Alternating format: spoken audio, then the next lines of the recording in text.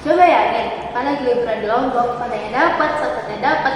Tapi pernah gak kepikiran kalau industri pariwisata buat semua lain aja?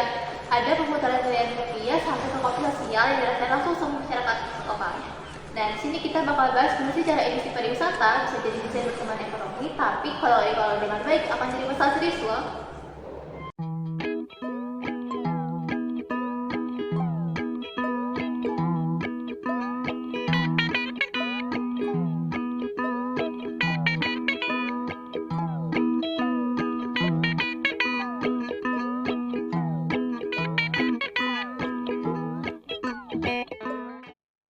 Sebelum masuk lebih jauh, kita perlu lihat dulu konteks ini. Di satu sisi, NTT masih termasuk provinsi dengan daya kemiskinan tinggi di Indonesia. Tapi di sisi lain, sektor pariwisatanya justru berkembang lebih cepat. Tahun 2024 aja, jumlah wisatawan domestik ke Lombok tembus 3,2 juta orang, naik lebih dari 50% dibanding tahun sebelumnya. Yes, betul banget tuh. Dan pertemuan ini itu nggak muncul gitu aja loh. Pemerintah kita itu mendorong pembangunan yang besar-besaran kayak dari kawasan ekonomi khusus yang luasnya lebih dari 1.000 hektar dengan investasinya itu sampai 37 triliun. Nah, ini tuh mirip sama konsep namanya Big Bush Theory atau teori ketika negara sengaja mendorong investasi besar-besaran biar daerah itu bisa lompat keluar dari ketinggalan ekonomi domestik. Nah, kalau ngomongin dampak positifnya, memang ada hasil cukup nyata nih. Infrastruktur di Lombok itu berkembang cepat, kayak akses jalan, sanitasi, air bersih, sampai fasilitas publik yang membaik. Nah, World Bank memproyeksikan pembangunan infrastruktur pariwisata di Lombok ini berdampak langsung terhadap sekitar 1,6 juta orang. Sektor akomodasi juga tumbuh cepat, dan rata-rata upah pekerjanya itu naik sekitar 15%. Efek seperti potensi pemandangan lipat juga masih efek besar ke ekonomi. Wisatawan yang meningkat, pendapatan lokal naik 6% sampai UMKM juga diuntungkan. Aktivitas ekonomi lokal juga ada yang bergerak karena adanya efek spillover. Yang menarik, infrastruktur yang jadi awalnya untuk wisatawan akhirnya terpakai juga untuk masyarakat sekitar. Nah, dari semua ini muncul pertanyaan penting. Sebenarnya siapa sih yang menikmati manfaat ini? Nah, di sini mulai kelihatan tuh masalahnya. Mandalika tuh dibangun sebagai kawasan wisata eksklusif, hotel, resort, sampai fasilitas premium terpusat di satu daerah doang. Tetapi ternyata ini malah bikin uang yang masuk seringkali cuma menetap di kawasan itu aja, atau malah mengalir keluar ke perusahaan besar atau investasi asing. Kondisi ini disebut ekonomi leakage atau kebocoran ekonomi. Uang dari pariwisata nggak benar-benar meningkat di masyarakat lokal. Banyak kebutuhan hotel masih impor. Keuntungan perusahaan dibawa keluar daerah. Bahkan tenaga ahli sering didatangkan dari luar. Albert Einstein menyebut kondisi ini sebagai lemahnya backward linkage, yaitu ketika sektor wisata tumbuh besar tapi gagal mendorong sektor lokal seperti pertanian, UMKM, atau kerajinan ikut berkembang.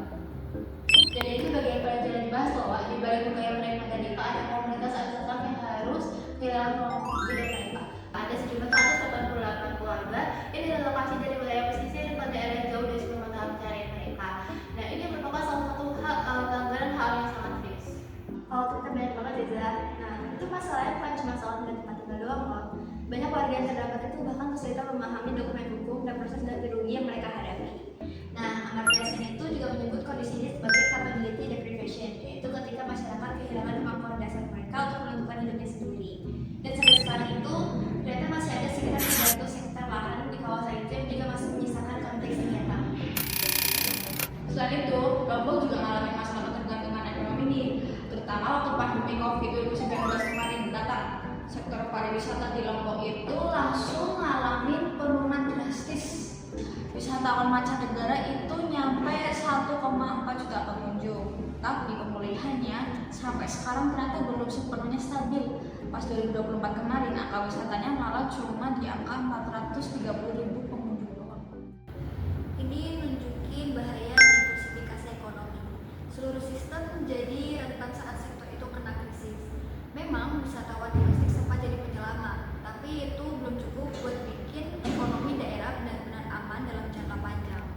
Kalau kita lihat secara keseluruhan ya teman-teman, kasus Lombok itu memperlihatkan satu dilema besar dari pembangunan ekonomi yang tumbuh cepat, distribusi manfaat yang juga adil. GDP-nya naik, angka kunjungannya naik, tapi IPM-NTP-nya itu masih tertinggal. Dan menariknya, di Lombok itu juga kita bisa membangun pada pembangunan. Yang pertama dari Mandalika yang jauh secara top down, tahun invasi negara besar-besaran, dan dari Gili Trawangan yang tumbuh lebih organik dari aktivitas masyarakat dan juga pasar wisata. Tapi dua-duanya itu tetap punya masalah loh, Zah. Mandalika itu dikritik karena sifatnya yang eksklusif dan penuh konflik-lahan, sedangkan Gili Trawangan itu sekarang menghadapi overtourism, kerusakan lingkungan, dan dominasi investasi. Nah, disinilah SDGs ke-8 soal pertumbuhan inklusif dan SDG 10 soal pengurangan ketimpangan itu akhirnya bertolak belakang. Karena nggak ada safeguard sosial yang cukup kuat dalam desain kebijakannya sejak awal.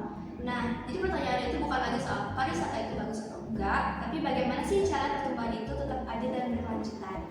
Pariwisata bisa jadi mesin pembangunan yang kuat, tapi kalau manfaatnya nggak didistribusikan secara adil, pembangunan itu justru bisa menciptakan ketimpangan baru. Pertanyaan buat kalian, menurut kamu, Indonesia sudah cukup belum dalam melindungi komunitas lokal dari dampak negatif pembangunan pariwisata? Tulis di kolom komentar ya.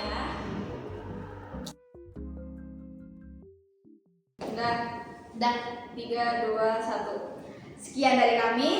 Terima kasih sudah menonton video ini. Sampai ketemu di video selanjutnya. Dan jangan lupa untuk pantau Gili Trawangan.